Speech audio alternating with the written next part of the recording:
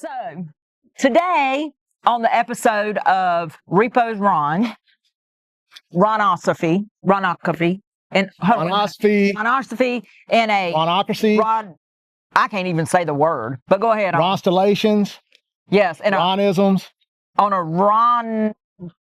Ronology. There we go. Welcome to Rontopia. There you go.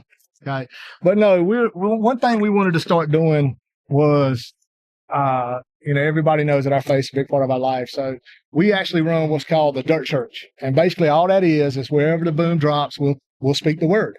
And all honestly, I'm not a preacher. No. Okay? I am an ordained evangelist. That's why on the show you always saw me wearing biblical jerseys. That's why Amy always had Bible verses on the whiteboard. If you go back to the shows, every time there was a show, there was a different verse on the whiteboard. But I'm not perfect. I'm far from perfect. I don't think anyone is perfect. And I'm far from anyone. And if they do say that they're perfect, that's the first lie they told of the day. Yep. But I am an evangelist. So we're going to start a Dirt Word series. And during this Dirt Word series, I'm actually going to explore the book of Revelations, which is something I've studied for about 15 years now. And I like to show people that Revelation is actually more interesting than any Harry Potter novel or movie you ever see. I mean, the Bible's full of dinosaurs and dragons and witchcraft, healings, battles, strong men, weak men, beautiful women. I mean, strong women. Yeah, the Bible is full of stories that most every other story originated from.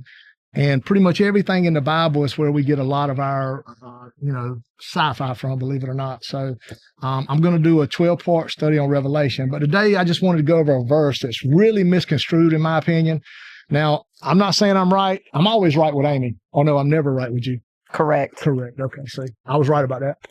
But I want to go over a verse I think is misconstrued. Now, I'm not saying I'm right. I'm saying you should research it for yourself. But it is a verse in Revelation. 1 second, though. I think that if anybody ever tells you a verse, that you should go and you should look it up and you should research it and you should read the verse before it and the verse after it in order to comprehend and grasp what is going on during that time. And what most people don't understand and what we're really going to go into in our Dirt Word series is hermeneutics. And to explain hermeneutics in the quickest, easiest way is, if I ask you whether you're a believer, you're not a believer, that's irrelevant. Tell me what the Last Supper looked like. 98% of people that respond are going to say there were 12 dudes sitting at a table in a room with a wind in the background, and they had mountains there, and they were all eating. Okay, that is not the Last Supper. That was Michelangelo's rendition in the 13th century of the Last Supper. Correct. Please know that back then they didn't sit at tables and eat. No. Okay, they sat in individual chairs. That's how Jesus was able to wash their feet. Please also note that the Bible is very specific. The upper room had no windows. And where the upper room was located, there is no mountain behind it. So what you see is somebody's rendition, but the hermeneutics are different. So when you go through Revelation, it's great to understand the hermeneutics, what was going on during that time and what it's referring to. But the verse I want to tell you about today is actually Revelation 3:16, which the most known verse in the world is probably John 3:16. But Revelation 3:16 says, because you are lukewarm, neither hot nor cold, I'm about to spew you from my mouth.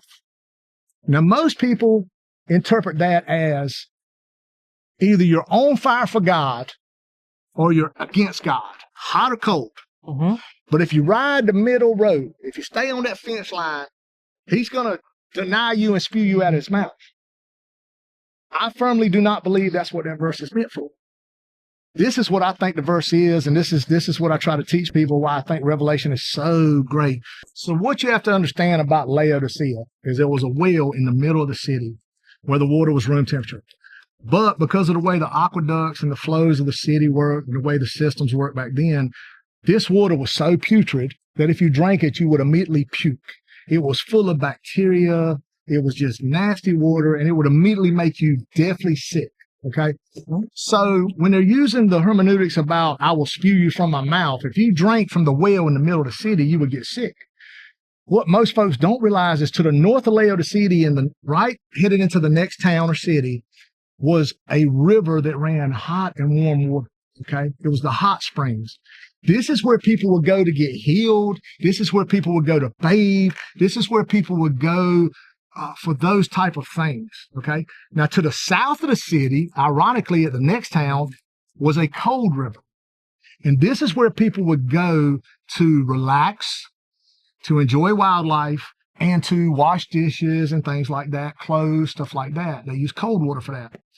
So when you listen to that verse in that tone and in that hermeneutical aspect, so basically what I'm trying to tell you is that my interpretation of that verse is, be you hot or cold, which means be on fire for Jesus, be on fire for God, be out there hitting the streets, singing his praises, or be cold, sit at your house, pray in private, do your thing, read your Bible, watch your TV. But be you hot or cold, you're still a Christian, you're still a believer, you're still loving God, he's still loving you. But I do believe God's saying, if you're lukewarm, if you sit on that fence, if you stay in the middle of that road, that he will spew you from his mouth. He has no place for lukewarm people, much like the springs of Laodicea. So today's dirt word is this. The only thing I've ever seen in the middle of the road is dead and it stinks. And that's facts. So don't be that one that's sitting on a post. Don't be the one that's staying in the middle of the road, because you don't want to get spewed from his mouth. That's today's dirt word.